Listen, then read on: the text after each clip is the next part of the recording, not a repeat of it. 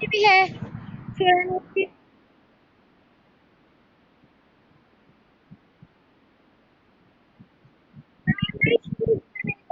جی میں نے کہا کہ سب لائف دے دیتے ہیں۔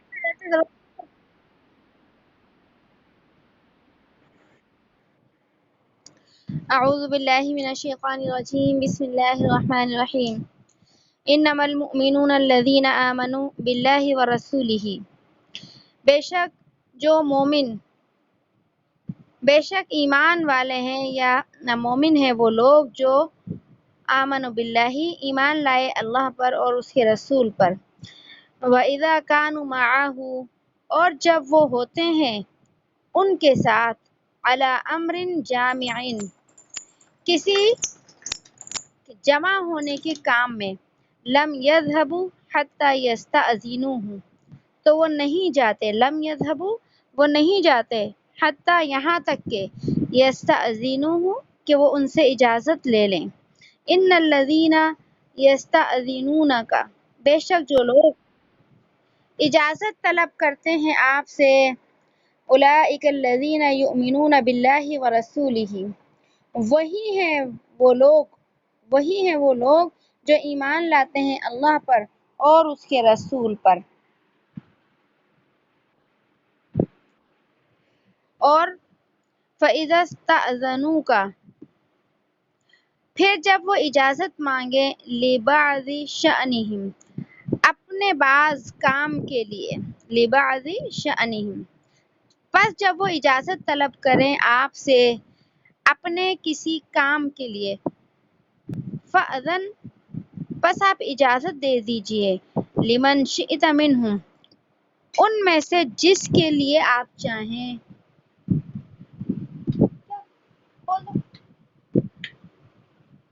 ان میں سے جس کے لیے آپ چاہیں، وَاسْتَغْفِرْ لَهُمْ، اور وَاسْتَغْفِرْ لَهُمْ، اور تو آپ مغفرت طلب کریے ان کے لیے اللہ سے، ان اللہ غفور الرحیم، بے شک اللہ بخشنے والے مہربان ہیں۔ لا تجعلوا دعاء الرسول، مت بلاؤ یا مت کرو اور مت بلاؤ رسول کو، بینکم، اپنے اندر، کدعائی بعضکم بعضا، جیسا کہ بلاتا ہے تم میں سے بعض کو، قد یعلم اللہ، تحقیق جانتا ہے اللہ، الذین، ان لوگوں کو، ایک جانتا ہے ان لوگوں کو جو آڑ لیتے ہیں، یتسللون، آڑ لینا، جو لوگ آڑ لیتے ہیں تم سے، لبازن، آنکھ بچا کر، فَلْيَحْذَرِ الَّذِينَ يُخَالِفُونَ عَنْ أَمْرِهِ، پس چاہیے کہ ڈرتے رہیں وہ لوگ، یخالفون، جو خلاف کرتے ہیں، عن امرہ، اس کے حکم کے، ان تصیبہم فتنۃ، یہ کہ پہنچ جائے ان کو خرابی، یا وہ آ پڑے ان پر فتنہ، اور یصیبہم عذاب علیم، یا پہنچے ان کو دردناک عذاب۔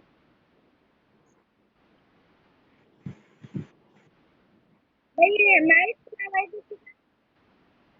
مائک کی وجہ سے کسی کو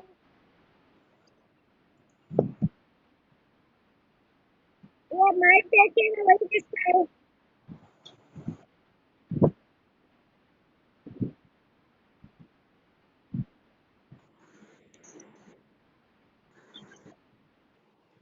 جی دیکھیے، پھر پیچھے سے دیکھ لیں، فَلْيَحْذَرِ الَّذِينَ، پس جو ڈرتے ہیں لوگ، یخالفون عن امرہ، اور خلاف کرتے ہیں، پس ڈرتے رہیں وہ لوگ جو خلاف کرتے ہیں یا مخالفت کرتے ہیں، عن امرہ، اس کے حکم کی، ان تصیبہم فتنہ، یہ کہ آ پڑے ان پر کوئی آزمائش، او یصیبہم عذاب علیم، یا پہنچے ان کو دردناک عذاب۔ الا ان للہ ما فی السماوات والارض، آگاہ رہو کہ بے شک اللہ ہی کے لیے ہے جو کچھ ہے آسمانوں میں اور زمینوں میں، قد یعلم ما انتم علیہ، تحقیق معلوم ہے اس کو جس حال پر تم ہو، وَيَوْمَ يُرْجَعُونَ إِلَيْهِ، اور جس دن تم لوٹائے جاؤ گے اس کی طرف، فَيُنَبِّئُهُم بِمَا عَمِلُوا، پس وہ خبر دے گا تم کو اس کی جو کچھ تم کرتے تھے، اللہ بِكُلِّ شَيْءٍ عَلِيمٌ، اللہ خوب جاننے والا ہے ہر چیز کو۔ تو یہ آخری حصہ اور آخری آیات تھی سورہ نور کی۔ اس سورہ نور میں ہم نے پڑھ لیا کہ بہت سارے احکام آئے ہیں، اور وہ سارے احکام انسان کی دنیاوی زندگی سے متعلق ہیں، اور ہم نے بہت ساری آیات میں ان عبادات کے بارے میں پڑھا جو کہ کیا ہے، اللہ اور بندے کے درمیان ہے، لیکن سورہ نور کے اندر اکثر احکام جو ہے انسان کی دنیاوی زندگی کے متعلق ہیں اور اس کے رہن سہن کے متعلق ہیں۔ یہاں پر بھی اس آیت میں دو حکم دیے گئے ہیں، اور وہ دونوں کے دونوں حکم جو ہے آداب معاشرت سے ہیں۔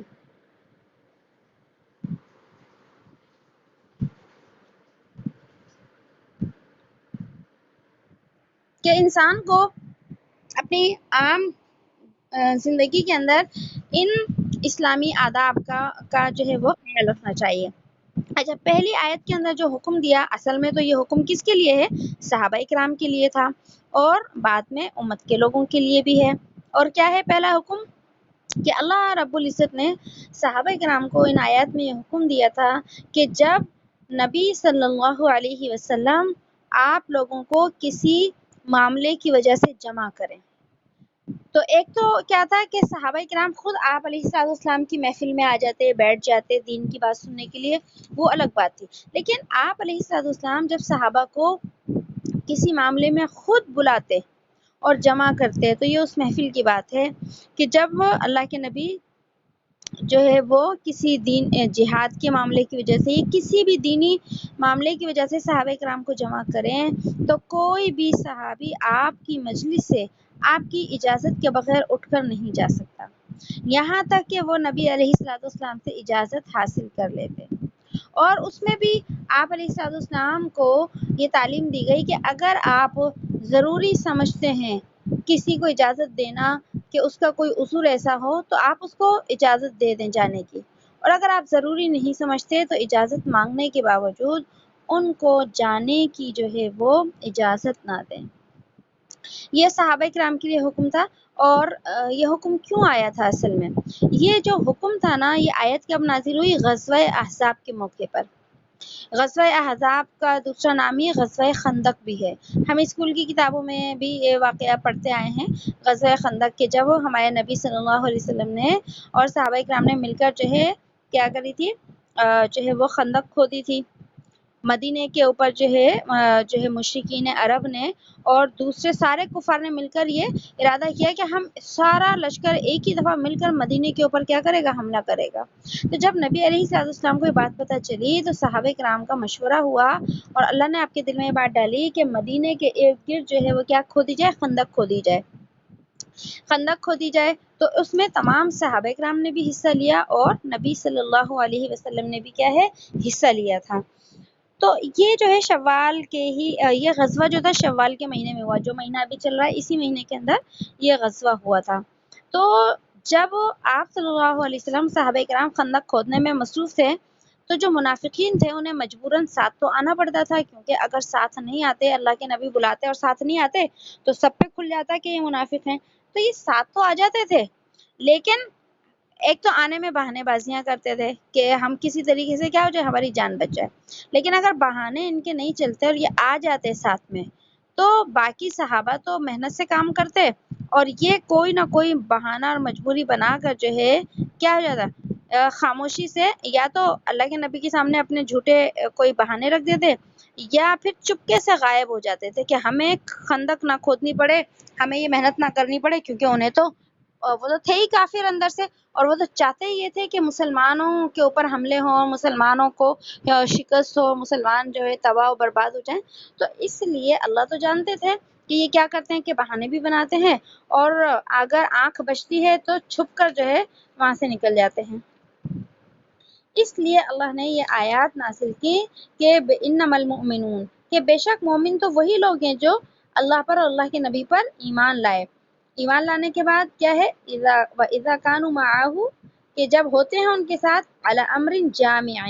کسی جامع امر پر. جامع امر کا مطلب یہی ہے کہ نبی نے کسی بات کے لیے خود خصوصی طور پر جب صحابہ کو جمع کیا ہو. تو کیا ہے ایمان والوں کی نشانی کیا ہے؟ لم یذهبوا، وہ نہیں جاتے وہاں سے، اور اگر جانے کی ضرورت پڑے حتی یستأذنوہ، یہاں تک کہ وہ اجازت طلب کریں، کہ نبی سے اجازت مانگتے تھے. اور پھر اللہ نے نبی علیہ الصلوۃ والسلام کو حکم دے دیا ان الذین یستأذنونک، کہ جو لوگ آپ سے کیا کرتے ہیں؟ اجازت مانگتے ہیں. تو جو اجازت مانگ کر آپ سے جائے گا تو سمجھ لیں کہ یہ سچے مومن ہیں، یہ آپ سے سچی محبت کرنے والے لوگ ہیں. تو اللہ نے فرما دیا کہ یہ ایمان والے ہیں، اور جب یہ آپ سے اجازت مانگے اذا استأذنوک، پس جب وہ آپ سے اجازت مانگے لبعض شأنہم، اپنے بعض کام کی وجہ سے، تو فرما دیا فأذن، آپ کیا کریں؟ ان کو اجازت دے دیا کریں. لیکن یہ آپ کے لیے فرض نہیں ہے، آپ اگر ضروری سمجھیں تو دے دیں، نہ ضروری سمجھیں تو نہ دیں. اس لیے فرمایا لمن شئت منہم، اس کے لیے جس کے لیے آپ چاہیں، آپ جس کو مناسب سمجھتے ہیں اجازت دے دیں. اور آگے فرمایا واستغفر لہم، اور معافی طلب کر ان کے لیے اللہ سے. معافی طلب کر مطلب کیا ہے کہ جو ہے اگر کوئی صحابی آپ کی محفل سے، آپ کے اس جو ہے جگہ سے جو ہے آپ سے اپنا کوئی عذر بیان کرتے ہیں، اور عذر بیان کر کر اگر یہاں سے جاتے ہیں، تو اگرچہ آپ انہیں اجازت ہی کیوں نہ دے دیں، لیکن پھر بھی اس میں ایک کوتاہی ہو رہی ہے. اس کوتاہی کی آپ اللہ سے ان کے لیے کیا کر دیں؟ سفارش کر دیں کہ اللہ ان کی اس کوتاہی کو کیا کر دے؟ معاف کر دے. اب کوتاہی کیا ہے؟ کوتاہی یہ کہ نبی نے بلایا ہے اور وہ جو ہے چھوڑ کر جا رہے ہیں، بے شک اپنا کوئی بھی کام ہے. تو اس طریقے سے یہاں پر نبی علیہ الصلوۃ والسلام کے جمع کرنے یا آپ کے کام کے اوپر ان کے دنیا کا کام مقدم ہو رہا ہے، کہ ایک تو ہے نبی کا علیہ الصلوۃ والسلام کا فرمان کہ یہ کام کرنا ہے، اور ایک ہے ان کی اپنی کوئی حاجت، گھر کی کوئی حاجت، کاروبار کی کوئی ضرورت. تو اللہ کے نبی نے اگر اجازت دے دی تو ان کے لیے جانا درست ہے. لیکن پھر بھی یہاں پر کوتاہی کا مطلب یہی ہے کہ انہوں نے اپنے دنیا کے معاملے کو مقدم کیا نبی علیہ الصلوۃ والسلام کے فرمان پر. اس لیے آپ ان کے لیے دعا بھی کر دیجئے ساتھ میں، کہ کہیں ایسا نہ ہو کہ اللہ ان کی کیا کر لیں؟ پکڑ فرما لیں. اس لیے فرمایا واستغفر لہم، آپ ان کے لیے استغفار کیجئے. ان اللہ غفور الرحیم، بے شک اللہ بخشنے والے کیا ہے؟ مہربان ہے. آپ ان کے لیے دعا کر دیں گے تو پھر اللہ کیا کریں گے؟ ان آپ کی دعا کی برکت سے ان کی پکڑ نہیں فرمائیں گے. اس کے بعد آگے جو ہے وہ منافقین کا ذکر آیا ہے. منافقین کا ذکر کیا ہے؟ ان کی عادت بتائی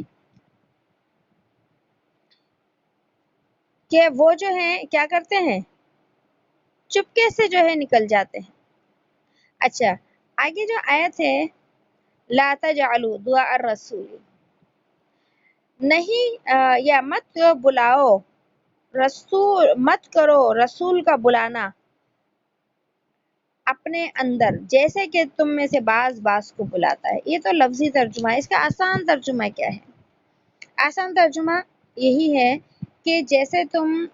نبی علیہ الصلوۃ والسلام اگرچہ انسان ہیں، لیکن مقام اور مرتبے میں ساری کائنات میں کیا ہے؟ سب سے افضل ہے. اس لیے اللہ نے یہاں حکم دیا کہ تم نبی کے بلانے کو ایک تو اپنے جیسا بلانا نہ سمجھو کہ کوئی بھی انسان تمہیں بلائے. اور عام ہماری روٹین بھی کیا ہوتی ہے امت کے لوگوں کے، ہمارے جیسے لوگوں کی بھی، اور یہ کہ ہمیں کوئی بلائے تو ہمارے اوپر جانا فرض نہیں ہوتا. کوئی ہمارے ہمدرجہ بلایا، ہمارے درجے کا شخص ہمیں بلا رہا ہے، ہماری مرضی ہوتی ہے تو ہم چلے جاتے ہیں، ہماری مرضی ہوتی ہے تو ہم نہیں جاتے. اور اگر ہم کسی کے پاس گئے، جتنی دیر ہمارا دل چاہا بیٹھ گئے، جتنی دیر ہمارا دل نہیں چاہا ہم وہاں سے اٹھ کر آ گئے، تو ہماری کوئی پکڑ نہیں ہے وہاں پر. لیکن اللہ نے فرمایا کہ نبی کے بلانے کو تم کسی عام آدمی کے بلانے کی طرح نہ سمجھو، کہ اگر نبی علیہ الصلوۃ والسلام نے بلایا ہے تو پھر اب تمہیں جانا لازمی ہے. تمہاری مرضی نہیں ہے کہ جاؤ یا نہ جاؤ، نہیں، صرف جانا ضروری ہے. دوسرے نمبر پر اگر نبی علیہ الصلوۃ والسلام نے بلایا ہے تو اس کو عام نہ سمجھو. جب تک نبی کی محفل لگی ہے اور نبی کی طرف سے اجازت نہیں ملتی تم اس محفل سے اٹھ کر واپس نہیں آ سکتے۔ تو یہاں پر یہ مطلب ہے کہ تم نبی کے بلانے کو ایسا نہ سمجھو جیسا کہ تم میں سے بعض کو بلاتا ہے، تمہاری مرضی نہیں ہے یہاں پر، اور اسی کے ساتھ ساتھ جو ہے یہ بھی مرضی نہیں ہے کہ واپس آ جائے، اور اسی طرح تمہیں یہ بھی اجازت نہیں ہے کہ تم نبی کی اجازت کے بغیر ان کی جو ہے کیا کرو، محفل سے آ جاؤ۔ اور آگے فرمایا قد یعلم اللہ، تحقیق جانتا ہے اللہ ان لوگوں کو کہ جو نبی کی محفل میں کیا کرتے ہیں، آنکھ بچا کر نکل جاتے ہیں، جو آڑ لیتے ہیں یا نکل جاتے ہیں تم میں سے، لواذا آنکھ بچا کر۔ تو اس سے وہی منافقین ہیں جو نبی کی محفل میں بیٹھتے، یا تو آنے سے بہانے کرتے تھے اور مجبوراً آ جاتے، تو پھر جو ہے کیا کر لیتے، نظر بچی اور چپکے سے غائب ہو جاتے ہیں۔ اللہ نے ان کا ذکر فرما دیا، یہ منافقین نہیں کر سکتے ہیں، ایمان والے نہیں کر سکتے۔ اور پھر آگے جو ہے اللہ نے کیا کیا، ان کا انجام بتایا، فَلْيَحْذَرِ الَّذِينَ، ان کو چاہیے جو نبی کی محفل میں آنے سے جو ہے وہ کتراتے ہیں اور بہانے بناتے ہیں یا پھر خاموشی سے چپکے سے نکل جاتے ہیں، ان کو کیا ہے، چاہیے کہ وہ جو اللہ کے حکم کی اور اللہ کے نبی کے حکم کی مخالفت کر رہے ہیں، ایسا نہ ہو کہ وہ کسی فتنے کے اندر پڑ جائیں، کوئی آزمائش کے اندر آ جائیں، یا آخرت میں ان کو دردناک عذاب ملے۔ تو ان تصیبہم، فتنہ سے جو ہے وہ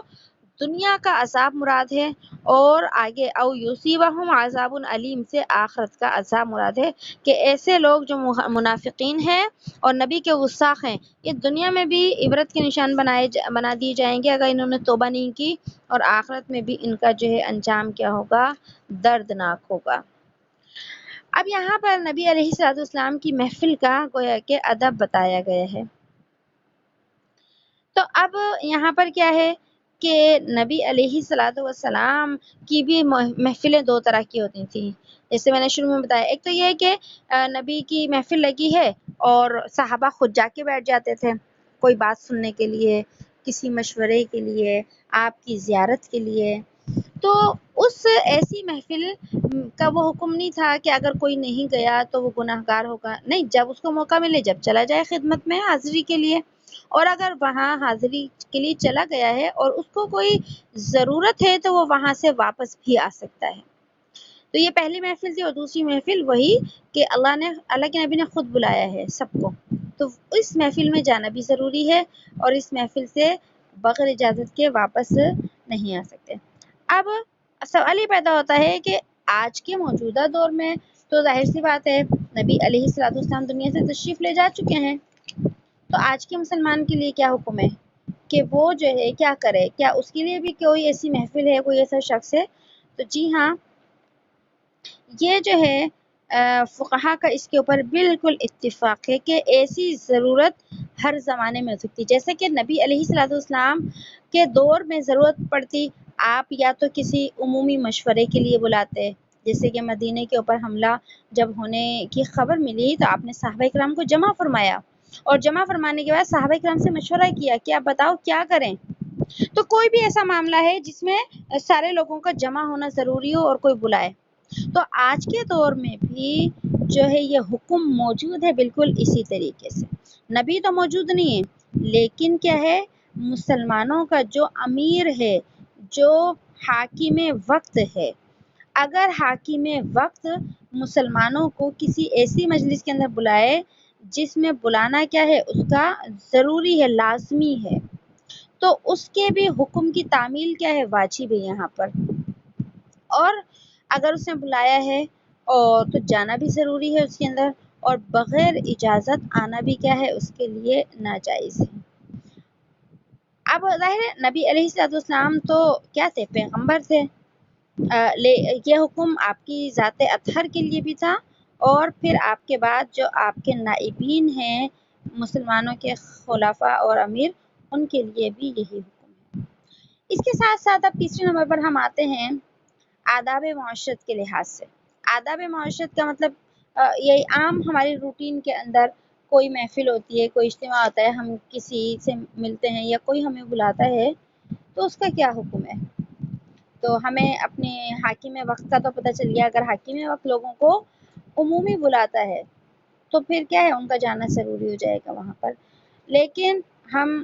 باہمی اجتماعات عام مجلسیں جو ہیں ان کے اندر ملتے ہیں، ملاقات کرتے ہیں، تو اس کے اندر جو ہے فرض و واجب تو نہیں ہے، لیکن مستحب یہی ہے کہ اگر کوئی شخص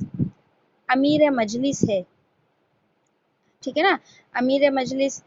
اس کو یوں سمجھ لیں جیسے کہ ایک شخص نے مثلا رشتہ داروں میں سے کوئی ہے، یا کوئی استاد ہے مثلا یوں سمجھ لیں، یا کوئی ہمارا آفیسر ہے یوں سمجھ لیں، کسی ادارے کا کوئی ذمہ دار ہے، ایڈمنسٹریٹر ہے، کوئی بھی ہے دینی یا دنیاوی اعتبار سے، وہ اپنے ماتحت لوگوں کو جمع کر رہا ہے کہ ٹھیک ہے بھیا آپ جیسے کرتے ہیں نا میٹنگ میں آ جائیں، میٹنگ ہو رہی ہے میٹنگ میں آ جائیں سر ہے، تو اب ظاہر سی بات ہے یہاں پر لوگوں کا جمع ہونا انتظامی اعتبار سے بھی کیا ہے، ضروری ہے۔ اب اس کے اندر کیا ہے کہ یہاں سے ایسی میٹنگ ہو یا کوئی بھی ایسا معاملہ ہو جہاں پر سب مل کر مشورہ کر رہے ہوں، سب کا ہونا ضروری ہو،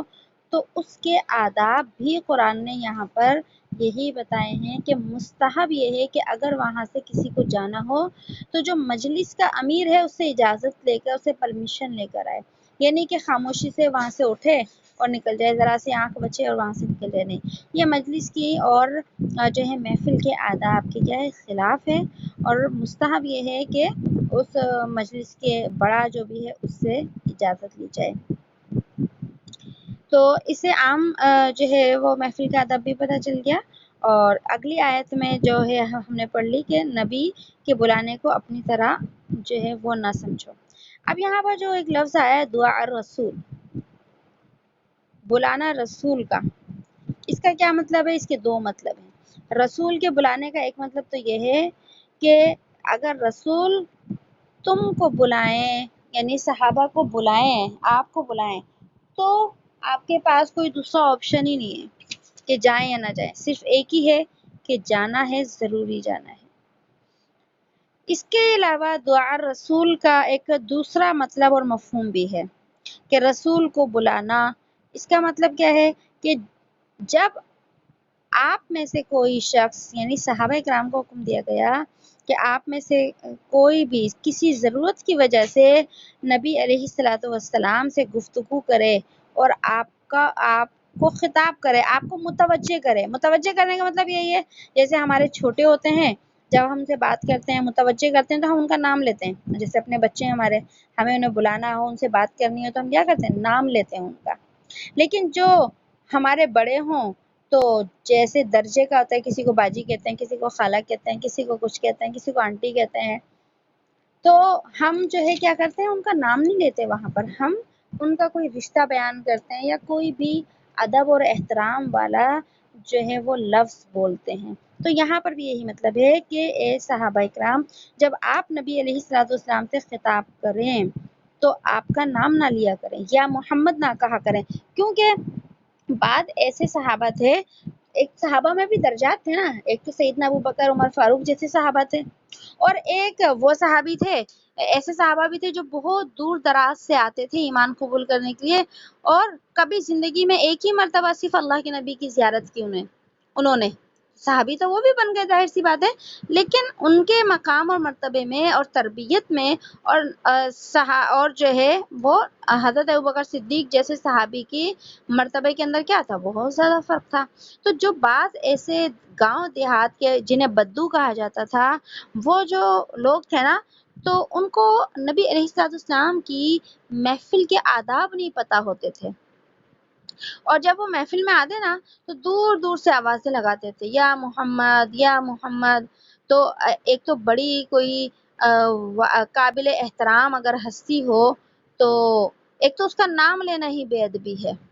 دوسرے نمبر پر دور سے ہی اس کو آوازیں لگانا یہ بھی کیا بے ادبی ہے۔ کسی بھی شخص کا ادب یہ ہوتا ہے کہ اس کے قریب آ کر بات کی جائے۔ تو ان لوگوں کو بھی سمجھانے کے لیے جو ہے قرآن میں دوسری جگہ بھی یہ حکم آیا ہے اور آیات آئی کہ نبی کا نام نہ لیا جائے، یہ بے ادبی ہوتی ہے، اور اسی طریقے سے نبی کو زور زور سے آواز نہ دی جائے، یہ ادب کے خلاف ہے۔ سورہ حجرات کے اندر بھی ہم نے یہ پڑھا ہے، لا تجہروا لہ بالقول کہ نبی سے اونچی آواز میں بات نہ کرو، تو دور سے آواز دینا یہ بھی کیا ہے، یہ بھی بد تہذیبی ہے۔ اس وجہ سے دونوں ہی معنی ہے یہاں پر۔ تو اس سے ہمیں ایک قاعدہ اپنی عام زندگی کے اندر بھی پتہ چلا معاشرتی طور پر، کہ عام ادب ہمارا یہی ہے، اور ہوتا بھی یہی ہے کہ جو ہمارے بڑے ہوتے ہیں، بزرگ ہوتے ہیں، اساتذہ ہوتے ہیں، یا اساتذہ سے بھی مراد بعض اساتذہ لیکن چھوٹی عمر کے ہوتے ہیں، ٹھیک ہے، اگر ان کا نام لے لیا تو کوئی حرج نہیں، لیکن اساتذہ بھی ہیں اور عمر بھی ہم سے بڑی ہے ان کی، تو ان کی عمر کا لحاظ کرتے ہوئے پھر ان کا نام نہیں لینا چاہیے، اور جو ہے اگر چھوٹے ہیں تو چلیں بات چل جاتی ہے، کوئی بات نہیں، تو عمر کے لحاظ سے ان کا ادب کرنا چاہیے۔ تو ہمارے عام دستور بھی یہی ہے کہ جو ہمارے بڑے درجے کے لوگ ہوتے ہیں عمر کے حساب سے، ہم ان کے نام نہیں لیتے ہیں۔ آگے جو آخری آیت ہے، الا ان للہ ما فی السماوات والارض، آگاہ رہو کہ بے شک اللہ ہی کے لیے ہے جو کچھ ہے آسمانوں میں اور زمینوں میں، تحقیق وہ جانتا ہے تم جس حال میں ہو، جس حال میں ہو، اب دنیا کے اندر جس حال میں جو بھی کچھ کر رہے ہو، نبی سے محبت ہے یا نبی سے عداوت ہے، وہ سب کچھ کیا ہے اللہ تو جانتا ہے، تم چھپاتے ہو لیکن وہ جانتا ہے۔ وَيَوْمَ يُرْجَعُونَ إِلَيْهِ، اور جس دن وہ پھیرے جائیں گے اس کی طرف، پس وہ خبر دے گا ان کی، فَيُنَبِّئُهُم، پس وہ خبر دے گا، بتائے گا اس کی جو وہ کچھ کرتے تھے، اور اللہ ہر چیز کے اوپر قادر ہے بے شک۔ الحمدللہ ہماری یہ سورت جو ہے وہ ان کا ترجمہ نہیں ہوتا۔ تنزیل من الرحمن، اتارا ہوا ہے اس مہربان کی طرف سے، الرحیم جو بہت رحم کرنے والا ہے۔ کتاب فصلت آیاتہ قرآنا عربیا لقوم یعلمون، کتاب ایک کتاب ہے، جی ایک کتاب ہے، فصلت آیاتہ صاف صاف بیان کی گئی ہیں اس کی آیات، عربیا قرآن ہے عربی زبان میں، لقوم یعلمون تاکہ سمجھ لیں، تاکہ لقوم اس قوم کے لیے، یعلمون جو کہ سمجھ رکھتی ہے، جانتی ہے، بشیرا و نذیرا خوشخبری سنانے والا، و نذیرا اور ڈر سنانے والا، ڈرانے والا، فَأَعْرَضَ أَكْثَرُهُمْ، پس آپ اعراض کریے ان میں سے اکثر لوگ، فَهُمْ لَا يَسْمَعُونَ وہ نہیں سنتے، پس آپ اعراض کیجئے ان میں سے اکثر لوگ نہیں سنتے۔ وَقَالُوا قُلُوبُنَا، اور وہ کہتے ہیں، وقالو اور وہ کہتے ہیں، قلوبنا ہمارے دل ہیں، فی اکنہ غلافوں میں، اور وہ کہتے ہیں کہ ہمارے دل ہیں غلافوں میں، مما تدعونا الیہ اس بات سے جس کی طرف آپ ہمیں بلاتے ہیں، وفی آذاننا وقر اور ہمارے کانوں میں بوجھ ہے، ومن بیننا و بینک حجاب اور ہمارے درمیان اور آپ کے درمیان ایک پردہ ہے، فاعمل پس آپ اپنا کام کریے، اننا عاملون پس بے شک ہم اپنا کام کرتے ہیں۔ تو چلیں پہلے تھوڑا سا اسی کو سمجھ لیتے ہیں۔ سورہ حامیم، حامیم سجدہ بھی سے کہتے ہیں۔ تو یہ حامیم جو ہے، یہ حامیم سے شروع ہونے والی صورتیں کل جو ہیں وہ 7 ہیں، 7 صورتیں ہیں قرآن کریم کے اندر، 114 صورتوں میں سے جن کے شروع میں حامیم آتا ہے۔ تو جن صورتوں کے شروع میں حامیم آتا ہے ان کو آل حامیم یا حوامیم کہا جاتا ہے، یعنی یہ حامیم والی صورتوں کا ایک گروپ ہے، اور گروپ کا نام ہے حوامیم یا آل حامیم، اور جو ہے یہ بھی انہی میں سے ایک صورت ہے۔ اب ان 7 صورتیں جو ہیں ساری حامیم ہیں، تو ان حامیم کے ساتھ جو ہے اسی صورت کا ایک ایک لفظ ملا دیا جاتا ہے تاکہ ان صورتوں کی کیا ہو جائے، پہچان ہو جائے. جیسے کہ کوئی حامیم سجدہ ہے، جیسے یہ ہمارے سامنے ایک حامیم فصلات ہے، حامیم اور جو ہے حامیم مومن ہے. تو بہرحال یہ 7 صورتیں ہیں. اب یہ صورت بھی چونکہ مکی صورت ہے، اس میں مکی صورت کے ہونے کے اعتبار سے ہمیں پتہ ہے کہ زیادہ تر قریش مکہ، مشرکین مکہ اور کفار کا اس میں کیا آئے گا، ذکر آئے گا. یہ صورت جو اللہ رب العزت نے نازل فرمائی، یہ اصل میں انہی قریش مکہ کے لیے نازل فرمائی تھی کہ جن کے سامنے قرآن نازل ہوتا تھا، اور وہ قرآن بھی ظاہر سی بات ہے ان کی زبان میں یعنی عربی زبان میں نازل ہوتا تھا، اور جو مشرکین مکہ تھے ان کی زبان بھی کیا تھی، ان کی زبان بھی عربی ہی تھی، اور وہ قرآن کو دیکھتے بھی تھے کہ اترتا ہوا، سنتے بھی تھے، اور انہوں نے نبی علیہ الصلوۃ والسلام کے بہت سارے معجزات اپنی آنکھوں سے دیکھے تھے. لیکن اس کے باوجود بھی یہ قرآن کو سچی کتاب ماننے کے لیے تیار نہیں ہوتے تھے، حتیٰ کہ قرآن کو سننے کے لیے بھی تیار نہیں ہوتے تھے. ان کی تاریخ اور واقعات میں تو آتا ہے کہ، اور قرآن کریم میں بھی آپ آگے کہیں پڑھیں گی کہ جب یہ قرآن سنتے نا، قرآن سنایا جاتا ہے ان کو، تو تالیاں پیٹنے لگتے، سیٹیاں بجانے لگتے، شور شرابہ کرنے لگتے کہ نہیں ہم یہ قرآن نہیں سننا چاہتے. اور دوسرے لوگ جو اگر سن بھی رہے ہیں تو ان کے سننے میں خلل ڈالتے کہ یہ بھی نہ سنیں، کہیں سن کے ایسا نہ ہو کہ ایمان لے آئیں. تو یہ سننا ہی گوارا نہیں کرتے تھے. لیکن نبی علیہ الصلوۃ والسلام تو کیا تھے، کائنات کے انسانوں کے لیے اور سب کے لیے رحمت للعالمین تھے. تو پھر جب نبی علیہ الصلوۃ والسلام نے اپنی دعوت جاری رکھی، دیتے رہے، تو یہ کیا کہنے لگے، بدبخت کہنے لگے کہ آپ جو ہمیں باتیں سناتے ہیں نا، تو یہ باتیں ہماری سمجھ میں نہیں آتی کچھ بھی، اور نہ ہی ہمارے دل جو ہے آپ کی باتوں کو قبول کرتے ہیں، نہ ہمارے دلوں کے اوپر ان باتوں کا کیا ہے کوئی اثر ہوتا، کچھ بھی نہیں ہوتا ہمارے دلوں کو، کوئی فائدہ نہیں سنانے کا. اور جو ہمارے کان ہیں نا، ہمارے کان سننا ہی نہیں چاہتے آپ کی بات، معاذ اللہ، نہ یہ قرآن سننا چاہتے، نہ آپ کی کوئی بات سننا چاہتے، اور جو ہے ہمیں ضرورت ہی نہیں ہے اس کی. اور آپ جو ہمیں سناتے ہیں نا یہ باتیں، تو ہمارے اور آپ کے درمیان کیا ہے، پردے ہیں بہت، ان پردوں کو آپ ہٹا نہیں سکتے. تو اس وجہ سے جو ہے آپ اپنا کام کریں، ہمیں اپنا کام کرتے ہیں. آپ جیسے دنیا میں ہم کہتے ہیں اپنا کام سے کام رکھو بس، تو تمہارا جو کام ہے تم اپنا کام کرو، ہمارا جو کام ہے ہم اپنا کریں. تو یہی بالکل ان کا کہنا تھا کہ آپ اپنا کام کریں اور ہم کیا کر رہے ہیں، اپنا کام کر رہے ہیں.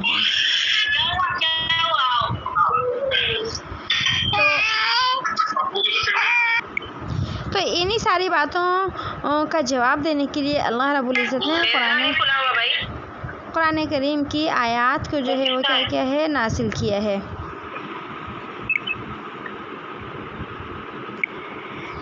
تو دیکھیے یہی آیتیں آ رہی ہیں پہلے کہ اللہ نے یہی کہتے تھے کہ ہمیں تو یہ کتاب سمجھ میں ہی نہیں آتی، تو اللہ نے کیا فرمایا، کتاب فصلت آیات، یہ کتاب ایسی ہے کہ جو واضح ہیں اس کی آیات بالکل سمجھنا آسان ہے. اور دوسرے نمبر پر تم کہتے ہو کہ ہمیں قرآن سمجھ میں نہیں آتا، جبکہ قرآن عربی، یہ قرآن تو عربی زبان میں، جو تمہاری زبان ہے وہی تو قرآن کی زبان ہے. آج تو ہم اردو بولنے والے ہیں، کوئی پنجابی، کوئی سندھی، کوئی پشتو بولنے والا ہے، ہم جیسوں کی زبان تو نہیں ہے قرآن عربی، اور ہم جو ہے یعنی کہ عربی الگ ہے، لیکن ان کی تو زبان ہی عربی تھی. تو اللہ نے ان کو جواب دیا ہے کہ تم کہتے ہو قرآن نہیں سمجھ میں آتا ہے، یہ قرآن تو خود عربی ہے، لیکن یہ قرآن کس کو سمجھ میں آئے گا، لقوم یعلمون، اس قوم کے لیے جو کیا ہے، یعلمون، سمجھ رکھتی ہے، عقل رکھتی ہے. اب اس کے لیے قرآن کو سمجھنے کے لیے پھر عربی کا آنا کہ عربوں کو ہی قرآن سمجھ میں آئے گا، اللہ نے بتا دیا نہیں، سمجھ میں تو عربوں کو پہلے آنا چاہیے، لیکن عربوں کے علاوہ بھی جو قرآن کو نیک نیتی کے ساتھ سمجھے گا، پڑھے گا، سیکھے گا، اس کو یہ قرآن سمجھ میں آئے گا. اور پھر آگے فرمایا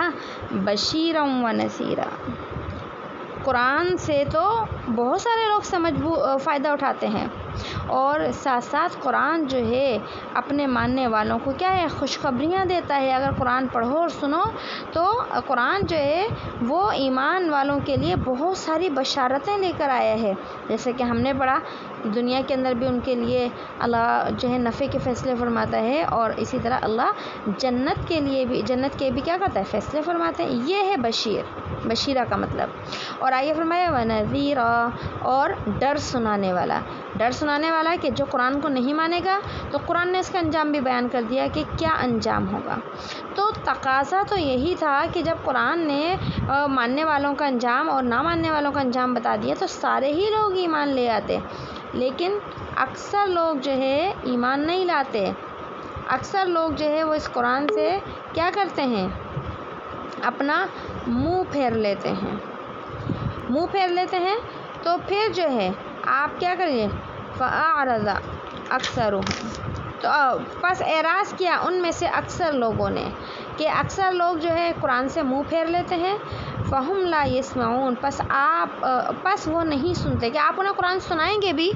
تو ان کو قرآن سنائی نہیں دے گا، یعنی سمجھ نہیں آئے گی. اور پھر آگے ان کا فرمایا وہی بات جو ابھی ہم نے سنی، وہ کیا کہتے تھے وَقَالُوا قُلُوبُنَا، کہ آپ ہمیں قرآن سناتے ہیں لیکن ہمارے دلوں کے اوپر تو کیا ہے غلاف پڑے ہوئے ہیں، ہمارے دل تو غلافوں میں لپٹے ہوئے ہیں، اس لیے آپ کو قرآن سنانے کا کوئی بھی فائدہ نہیں ہے. تو کہا کہ ہمارے دل تو کہاں ہے غلاف میں، مما تدعونا الیہ، اس بات سے جس کی طرف آپ ہمیں بلاتے ہیں. آپ ہمیں ایمان کی طرف بلاتے ہیں، ہدایت کی طرف بلاتے ہیں، نبوت کی طرف بلاتے ہیں، جنت دوزخ کی طرف بلاتے ہیں، لیکن ہمارے دل غلافوں میں، لہٰذا ہم اس کی طرف نہیں آ سکتے جن کی طرف آپ بلاتے ہیں. اور وفی آذاننا، اور ہمارے کانوں میں کیا ہے وقرن، بوجھ ہے، ہمارے کان بند ہوئے پڑے ہیں، لہٰذا آپ کتنی بھی محنت کر لیں آپ کو کوئی فائدہ نہیں ہوگا. اور کہا تیسرے نمبر پر وَمِن بَيْنِنَا وَبَيْنِكَ حِجَابٌ، کہ ہمارے اور آپ کے درمیان تو کیا ہے پردے ہیں. پردے، اب دیکھیے پردے کا کیا مطلب ہے، تو وہ پردہ ہے جو ہمارا ایک دروازوں پہ کھڑکیوں پہ پڑا ہوتا ہے، یہ والا پردہ تو ظاہر سی بات ہے مراد نہیں ہو سکتا. پردے سے مراد کیا ہے غفلت، کہ ہمارے اور آپ کے درمیان کیا ہے بہت فاصلے ہیں. آپ اگر ان فاصلوں کو ختم بھی کرنا چاہیں نا تو آپ ان فاصلوں کو ختم نہیں کر سکتے. ہاں پردے پڑے ہوئے، آپ ان فاصلوں کو ان پردوں کو ختم نہیں کر سکتے. لہذا جب آپ نہ ہمارے کان کھول سکتے ہیں، نہ ہمارے دل کھول سکتے ہیں، نہ ہماری آنکھیں کھول سکتے ہیں، نہ پردے ہٹا سکتے ہیں یہ، تو پھر کیا کریں فَعْمَلْ، بس آپ اپنا کام کریں. اِنَّنَا عَامِلُونَ، پر بے شک ہم اپنا کام کرتے ہیں. دنیا میں بھی لوگ کہتے ہیں نا بھائی جاؤ بھائی اپنا کام کرو، جا کے ہمیں اپنا کام کرنے دو. تو بالکل یہی کہ نہ آپ جو ہمارے معاملے کے اندر دخل اندازی کریں، نہ ہم آپ کے معاملے کے اندر کیا کرتے ہیں دخل اندازی کریں. تو یہ مشرکین مکہ کا جو ہے کیا تھا معاملہ تھا. اچھا اس کے بعد آگے فرمایا قل انما انا بشر مثلکم، قل آپ کہہ دیجئے انما، کہ بے شک میں تو انسان ہوں، انما انا بشر مثلکم، میں انسان ہوں تمہاری طرح. یوحی الیہ، وحی کی جاتی ہے میری طرف، انما الہکم الہ واحد، بے شک تمہارا معبود، الہکم الہ واحد، کہ بے شک تمہارا معبود ایک معبود ہے. فاستقیموا الیہ، پس جمے رہو، سیدھے رہو اس کی طرف. واستغفروہ، اور گناہ بخشواؤ اس سے. وویل للمشرکین، اور بربادی ہے شرک کرنے والوں کے لیے. الذین لا یؤتون الزکاۃ، وہ لوگ جو نہیں ادا کرتے زکوٰۃ. وہم بالآخرۃ کافرون، آخرتی ہم کافرون، اور وہی لوگ آخرت میں کا انکار کرنے والے ہیں. ان الذین آمنوا وعملوا الصالحات، بے شک جو لوگ ایمان لائے اور اعمال کیے نیک، لہم اجر غیر ممنون، ان کے واسطے اجر ہے کبھی نہ ختم ہونے والا. تو آگے جو ہے پھر نبی علیہ الصلوۃ والسلام کو کیا ہے اللہ رب العزت نے جو ہے وہ ایک حکم دیا اور فرمایا ہے کہ نبی آپ ان کو بتا دیجئے کہ یہ آپ فرما دیجئے کہ میں تو کیا ہوں، ایک انسان ہوں تمہاری طرح۔ انسان ہوں کیا مطلب کہ میں بھی انسان ہوں، میں تو تمہیں ایمان لانے پر مجبور کر ہی نہیں سکتا، میرے بس کی بات ہی نہیں ہے۔ میں تو صرف تمہیں دعوت دے سکتا ہوں، تمہیں قرآن سنا سکتا ہوں، اس سے زیادہ میں کچھ نہیں کر سکتا کہ تمہارے دلوں کے اندر میں ہدایت ڈال دوں، یہ تو میرے بس کا کام ہی نہیں ہے، کیونکہ میں تو تمہاری طرح انسان ہوں۔ میں تمہارے دعائیں تو کر سکتا ہوں لیکن ہدایت تمہارے دلوں کے اندر نہیں ڈال سکتا۔ اب دیکھیے، جو لوگ کہتے ہیں کہ نبی علیہ السلام بشر نہیں تھے، انسان نہیں تھے، بلکہ کیا تھے، آپ نور تھے، تو وہ قرآن کریم کی اس آیت سے بھی کیا رکھتے ہیں، اختلاف رکھتے ہیں، گویا کہ نفی کرتے ہیں۔ اللہ تو خود فرما رہے ہیں نبی سے ہی کہ نبی ان کو بتا دیجئے انما انا بشر مثلکم، میں تمہارے جیسا انسان ہوں، جس طرح تم پیدا ہوئے میں بھی پیدا ہوا، جس طرح تمہارے ماں باپ تو میرے بھی ماں باپ، مثلکم کا مطلب جس طرح تم کھاتے پیتے ہو، کھانے پینے کی ضرورت ہے تمہیں، مجھے بھی کھانے پینے کی، تمہیں پیاس لگتی ہے مجھے پیاس لگتی ہے، تمہیں لباس کی ضرورت مجھے لباس کی ضرورت، ساری جو تمہاری ضرورتیں ہیں وہی کیا ہے، میری ضرورتیں ہیں۔ اس سے پتہ چلا ہے کہ نبی علیہ السلام جسمانی اعتبار سے جو تھے وہ انسان تھے، ہاں روحانی اعتبار سے اور صفات کے اعتبار سے آپ کیا تھے، نور تھے، کہ اللہ نے آپ کو وہ ساری صفات عطا فرمائی تھی جو کہ نورانی تھیں، لیکن آپ جسم اطہر کے حوالے سے کیا تھے، انسان ہی تھے۔ تو یہاں پر اللہ نے فرما دیا، ان کو کہتے ہیں کہ ہدایت تو میرے بس میں نہیں ہے، میں تو صرف تمہیں کیا کر سکتا ہوں، ایک پیغام سنا سکتا ہوں، اور پیغام بھی کون سا، اپنی جانب سے نہیں پیغام سناتا تمہیں، یوحی الیہ، وحی کی جاتی ہے میری طرف، اور جو وحی آتی ہے نا وہی سناتا ہوں، اور وحی کیا آتی ہے، انما الہکم الہ واحد، بے شک تمہارا معبود وہ کیا ہے، ایک خدا ہے، کہ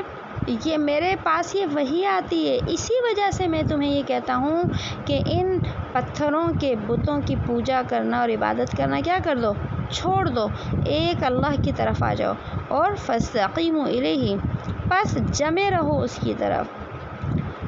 کی طرف سیدھے رہو، کہ اللہ نے تو پیغام بھیج دیا اور انسان کو جو ہے سمجھا دیا، اس کو عقل دے دی، عقل سے بھی اللہ کا ایک ہونا ثابت ہوتا ہے، اور معجزات اللہ نے مجھے دیے، اس کے ذریعے بھی تمہیں پتہ چل گیا کہ میں سچا نبی ہوں اور اللہ سچا رب ہے، تو تمہیں تو اس کے اوپر ایمان لا کر اس کے اوپر ہی ایمان پر جمے رہنا چاہیے۔ اور آگے فرمایا واستغفروہ، اور گناہ بخشواؤ اس سے، معافی مانگو اس سے، کس پر، چیز پر، جو تم اپنی پچھلی زندگی میں کفر کر چکے ہو، شرک کر چکے ہو، اس سے توبہ کر لو، اللہ سے اپنی غلطیوں کی معافی مانگو، وہ معاف کر دے گا تمہیں۔ لیکن آگے فرمایا وَوَيْلٌ لِّلْمُشْرِكِينَ، اور بربادی، ہلاکت ہے مشرکین کے لیے۔ اگر تم نے یا دوسرے مشرکین نے میری نبوت کے دلائل کو دیکھا، یعنی معجزات کو دیکھا، قرآن کو سنا، قرآن کو دیکھا اور وہی آتے دیکھی، لیکن اس کے باوجود بھی اپنے باطل طریقوں کو نہیں چھوڑا، کفر و شرک کو نہیں چھوڑا، تو اللہ نے فرما دیا ایسے مشرکوں کے لیے کیا ہے، ہلاکت ہے، بربادی ہے، دنیا میں بھی ان کا انجام برا ہوگا اور آخرت میں تو انجام ہمیشہ ہمیشہ کے لیے برا ہوگا۔ اور آگے فرمایا الذین لا یؤتون الزکاۃ، جو لوگ اپنی زکوٰۃ ادا نہیں کرتے اور وہ کیا ہیں، آخرت کے کیا ہیں، منکر ہیں۔ تو ظاہر ہے جو آخرت کے منکر ہیں تو وہ زکوٰۃ کیوں دیں گے، زکوٰۃ تو وہ دیتے ہیں جو اللہ پر ایمان لاتے ہیں، زکوٰۃ تو وہ لوگ دیتے ہیں جو کہ کیا کرتے ہیں، آخرت پر یقین رکھتے ہیں، مراد ہے ایمان والے۔ تو تم اپنا مال کیسے خرچ کرو گے اللہ کے راستے میں، کیونکہ تم تو اللہ کے اوپر ایمان ہی نہیں لاتے۔ اور آگے فرمایا تمہارے مقابلے میں وہ لوگ ہیں ان الذین آمنوا، کہ بے شک جو لوگ ایمان لائے، وعملوا الصالحات، اور اعمال کیے نیک، اب اعمال میں نمازیں بھی آ گئیں، زکوٰۃ بھی آ گئی، حج بھی آ گیا، سارے اعمال آ گئے، تو اللہ نے فرمایا جو اپنی زندگی میں ایمان کے بعد اعمال لے کر آتا ہے، لہم اجر، ان کے واسطے اجر ہے، لیکن اجر بھی کیسا، اجر ایسا نہیں کہ ایک دفعہ جو ہے وہ کیا دے دیا اور ختم، جیسے کہ آج ہمارا دنیا کا دستور ہے، دیکھیں ہم ایک دفعہ پیسہ خرچ کرتے ہیں تو وہ چیز ہمیں ایک ہی دفعہ ملتی ہے، ایک ہی دفعہ ملتی ہے، کیسے کہ ہم نے سوٹ بنا لیا، اب وہ سوٹ اگر پھٹ گیا جل گیا تو ختم، وہ لائف ٹائم تو نہیں ہوتا ہمارے لیے. ہم نے جو چیز خریدی کھائی اس کے بعد وہ ختم، وہ چیز لائف ٹائم نہیں ہوتی ہمارے پاس. لیکن اللہ نے فرمایا کہ تم ایک دفعہ جو اجر کرتے ہو اور اللہ کے دربار میں اگر وہ اجر قبول ہو گیا تو اس اجر کا بدلہ کیسا ہے؟ غیر ممنون، کبھی ختم نہ ہونے والا. ایک عمل ہے اور اجر جو ملے گا اس کا جو اجر ہے، جو بدلہ ہے، وہ کبھی بھی ختم نہیں ہوگا. تو اللہ تو تمہیں اپنے نبی کے واسطے اور ذریعے سے ایسے اعمال اور ایسی کامیابی کی طرف بلانا چاہتے ہیں. تو آج ہی رکوع پورا ہو گیا، میرے خیال میں یہیں تک رکھ لیتے ہیں، پھر انشاءاللہ کل جو ہے وہ اس سے آگے پڑھ لیں گے. ٹھیک ہے جی، صحیح ہے. انشاءاللہ پھر یہ ہے کہ کل سب ٹائم سے آ جائیں تو پھر ہم انشاءاللہ اپنا سبق یہاں سے شروع کر دیں گے. دعا پڑھ لیتے ہیں.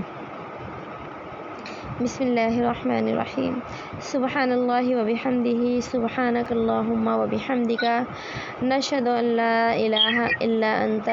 نستغفرک ونتوب الیک. سبحان ربک رب العزۃ عما یصفون،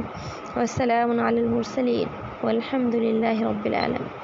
السلام علیکم ورحمۃ اللہ وبرکاتہ. وعلیکم السلام ورحمۃ اللہ وبرکاتہ.